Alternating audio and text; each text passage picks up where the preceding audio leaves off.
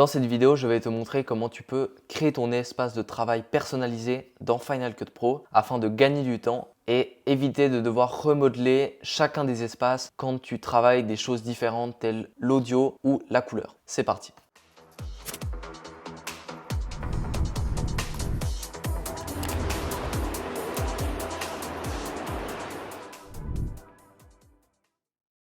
Donc pour ce faire, je vais ouvrir une bibliothèque, montagne film, voilà. Je vais ouvrir le projet et on peut voir mon projet. Admettons que j'ai envie de seulement faire du dérochage, je n'ai pas forcément envie d'avoir la fenêtre de l'audio qui s'affiche, ni la fenêtre des réglages. Donc si je veux simplement faire du dérochage, couper les parties de mes plans qui ne m'intéressent pas, ce que je peux faire c'est appuyer là, double-cliquer là, fermer ça, et comme ça j'ai toute la timeline qui prend l'espace ici. Et de cette manière, j'ai un espace de travail qui va correspondre à du dérochage. Si je zoome un peu, on peut voir que c'est beaucoup plus agréable de dérocher des plans avec cette visualisation qu'avec une visualisation où on a par exemple ça, puis on a des effets. Si admettons que j'ai des effets, puis que j'ai ça, puis que ça me prend trop de place, c'est pas agréable par exemple de travailler comme ça. Et donc dans ce cas de figure, j'ai quelque chose qui me correspond en fermant toutes les fenêtres et en me laissant comme ça. Mais le problème, c'est que si je veux configurer l'espace de travail, ça va me prendre un temps fou de devoir à chaque fois redimensionner les fenêtres,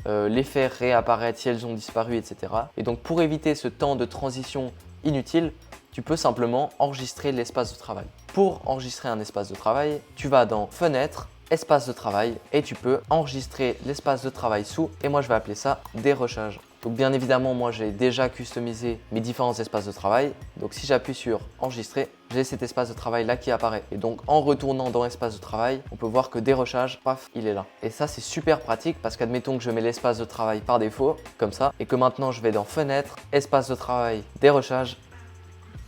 En quelques clics, je retrouve l'espace que j'avais défini au préalable. Et donc maintenant, on passe à la deuxième partie de cette vidéo. Je vais te montrer mes différents espaces de travail que j'ai customisés. Alors, espace de travail, je vais juste supprimer celui-ci. Et donc moi, je te montre maintenant mes différents espaces de travail qui me permettent de travailler de manière efficace. Donc le premier espace de travail que j'ai, c'est l'import. J'ai un import, je peux voir le plan ici avec une belle visualisation. Et en bas, j'ai ma timeline, je peux mettre les différents éléments. Ensuite, j'ai un espace de travail multicam. Donc ici, je n'ai pas plusieurs plans, mais ça m'arrive parfois, comme dans cette vidéo par exemple, je dois alterner entre des plans face caméra, comme maintenant, ou alors les plans screen recording, enregistrement de l'écran. Et donc c'est pour ça que j'ai cet espace de travail là et je peux voir les différents angles qui composent mon projet. Ensuite, j'ai un espace de travail dérochage, comme je te l'ai présenté dans la première partie de la vidéo. Un espace effet, qui me permet d'avoir une fenêtre des réglages en grand. Voilà, ça c'est mon espace de travail effet. Et donc la fenêtre des réglages, elle prend toute la place. Et on a une timeline qui est assez grosse comme ça c'est bien si on veut faire des effets assez poussés sur des titres ou des transitions, ça c'est excellent. Ensuite, j'ai l'espace de travail Color Grade. Donc avec ça, j'ai la barre des effets. Ici, la partie des couleurs. J'ai la visualisation de mon plan. Et les graphes de couleurs, je les ai mis dans cet espace de travail. Ce qui me permet de voir les couleurs de mon plan, l'exposition, etc.